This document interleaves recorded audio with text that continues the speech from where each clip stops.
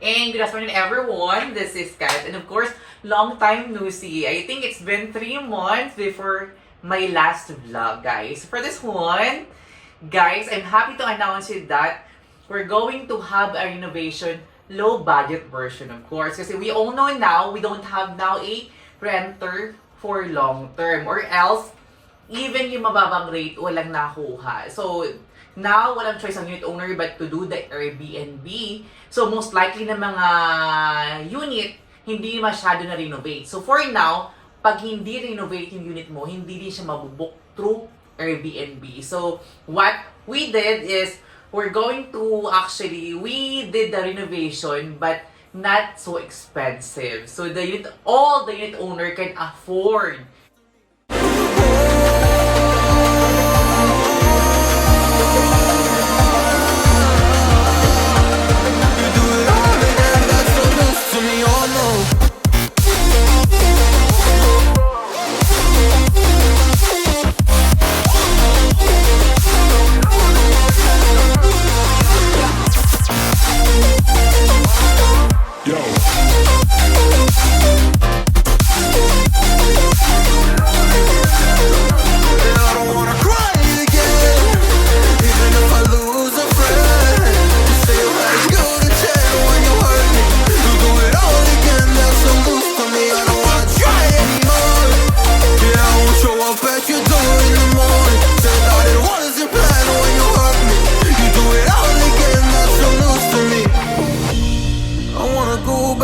Time to when things were easier before it got all complicated.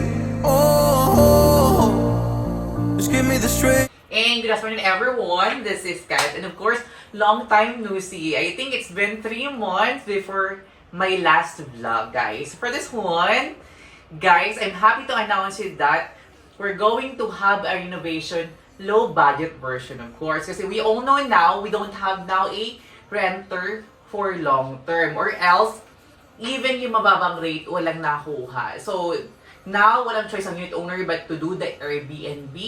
So most likely na mga unit hindi masyado na renovate. So for now, pag hindi renovate yung unit mo, hindi din siya mabubook through Airbnb. So what we did is we did the renovation but not so expensive. So all the unit owner can afford the renovation, guys. And for this one, of course, this comes Chalina, and of course, to her partner. Thank you so much, guys, for watching. Actually, I offered them first kung gusto nila ng ganong idea kasi this unit, I think this one is ang tagal lang vacant. So, I just decided to have some renovation here. Let's start here. Ayan. Ayan, this is the home entertainment, guys. So, I provide the TV and everything in here. Basically, meron sila ng dining, but sadly, is not really na good. Kasi the dining is bulky, which is yun naman before ang requirements ng tenant. But, of course, time change. And of course, nag-change din yung mga kailangan or nag-change yung market. So, for now, we are marketing through Airbnb, not long-term anymore, guys. So, this dining is also mine. Actually, spoiled lang si mom. That's why I do this everything in here kasi I know, I want this in the vlog. But some other thing here is hindi included dun sa packages, guys. So, I have my dining. Then, this 4 chair. Para stool lang siya, guys. Para hindi siya makain ng space. Ayan. So, 4 na stool lang, guys, na pwede mo siyang itago pag hindi nil. Para at least yung space niya, guys, hindi kakainin. And of course, we set up this one for daily, guys. So, yung setup for daily, hindi included dun sa renovation. Baguhin ko lang sa mga syunga at sa mga gitera na gusto din magpa-renovate. Ayan, guys. So, this one is a 4 packs. Actually, let's go here. Actually, this 2 sets of bed, andito na to before kasi ito yung requirements ng long term, guys. So, in-stay ko lang yung 2 beds. Ayan. Kasi for now, mas in demand yung 2 beds kasi most likely family yung naka-stay. So, do you want 4 person sa isang unit, guys? So, ayan. We dress up lang ng bed But basically, this 2 bed is andito na sa unit, guys. So, nilagyan na natin ng mga beddings para sa Airbnb. And we provide, of course, the towel, guys. And for those who ask, actually, I provided a towel and a beddings pag kami ang nag-handle sa Airbnb. Kasi I don't want naman in the long run, hanapin niyo pa sa akin ng Airbnb, mag-aaway pa tayo dahil sa beddings lang, guys. So, we provide 8 beddings once kami nag-handle sa Airbnb. And this is the major thing that we decided to come up with the idea of this. So, all the wall here, ay meron siya, guys. So, we added a wall panel, guys. Ayan, gray color, which is very good to the eye.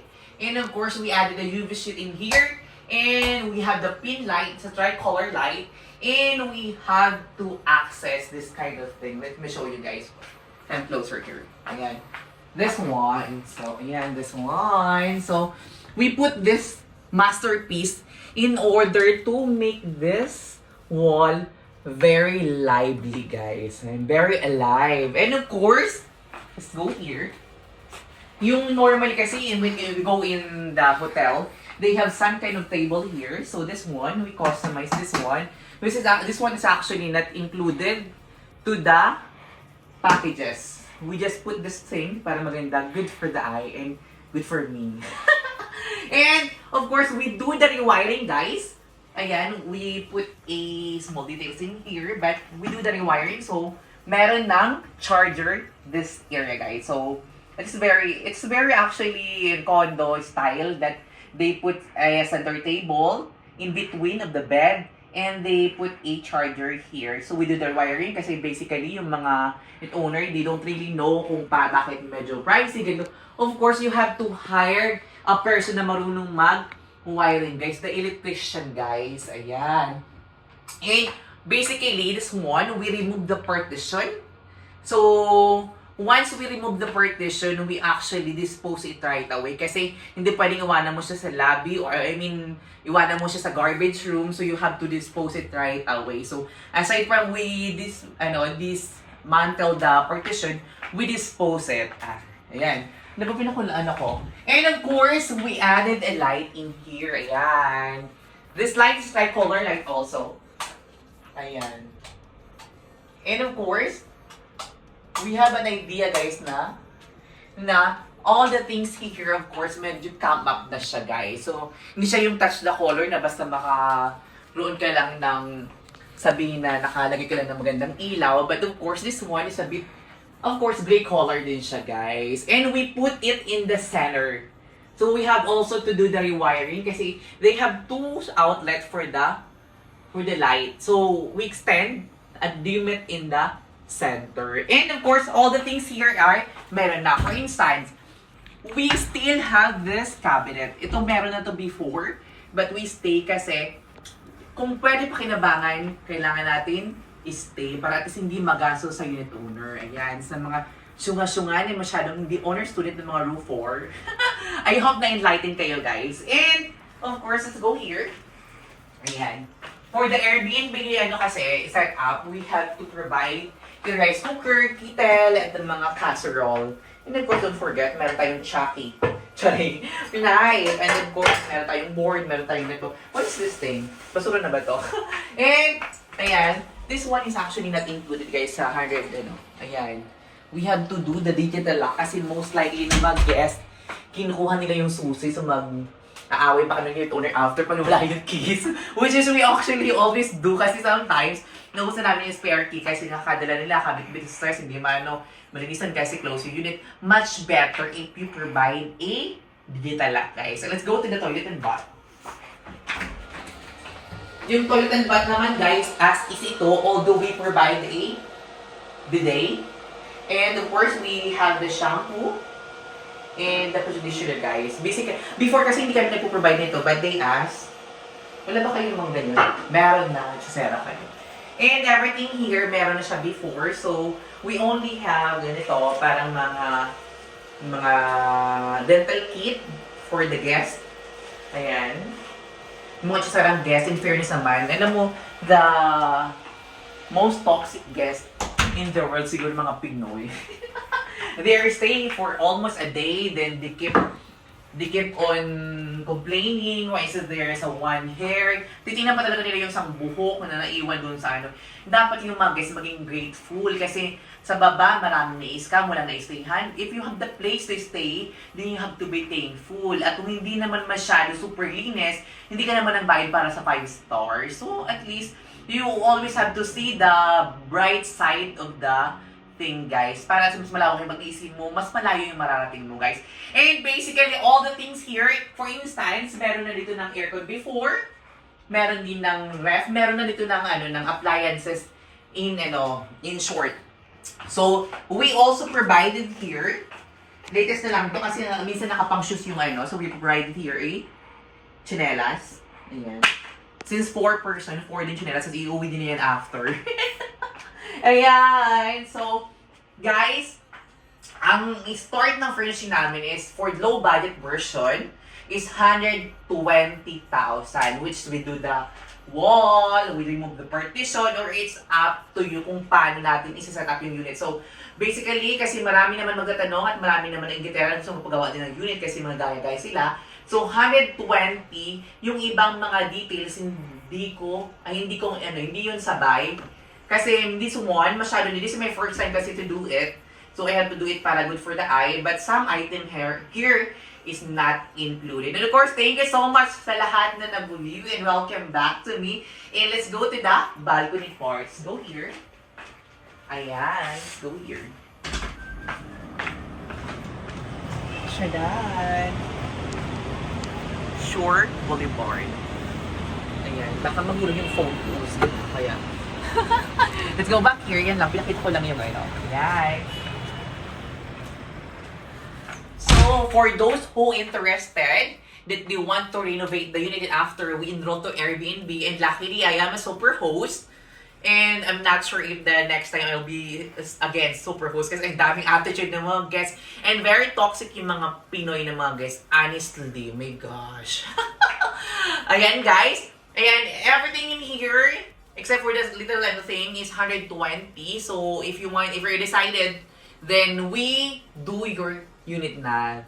Renovate your unit na, guys. If you have this thing, at least na pa rin yung gamit nyo. Intact pa din. And you only spent how much. And aside from that, once na na-renovate yung unit, you can start the Airbnb business na, guys. Kasi, for now, if yung unit mo hindi din basic din, walang magbubuksan, even mababa. Kasi, makikita mo online, sa dami na nag-shift through Airbnb, even yung mga interior, they giving it away for smaller, mababang rate din, guys. So, sa dami na kompetisyon, at sa dami bagay-bagay na nangyayari, so have to accept the reality. And of course, go for change. Kasi naman, wala kang choice. Ayan. At kay Ma'am Michelle, ayan, kay Michelle Tolosa, and of course, kay husband niya, kay Sir Andrew.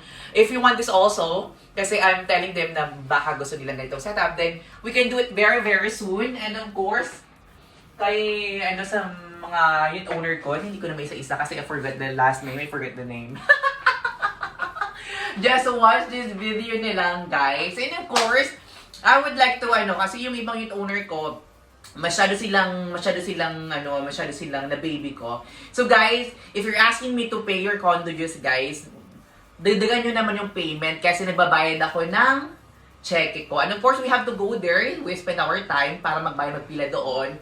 Nagdagan nyo naman yung bayan na sa akin, kasi nag-utos na lang nga kayo. Tapos, same amount pa rin yung sinasend sa akin. Even yung mga Meralco, kung nagpabayad kayo, magdagdag naman kayo. Oh my gosh, hindi na kayo sinisigilang mataas. Ayan! So, today is, ano ba today? Today is Thursday or Wednesday? Wednesday, it's a Baclaran Day. And of course, I would like to say, everything that you do, it will bounce back to you. And of course, always be grateful. Kasi, everything in life naman, mawawala din tayo. So, while we are here, kailangan kabutihan lagi yung gagawin natin. And always be kind, don't forget. And you are loved. So, bye-bye everyone! I read a book to distract myself from this reality.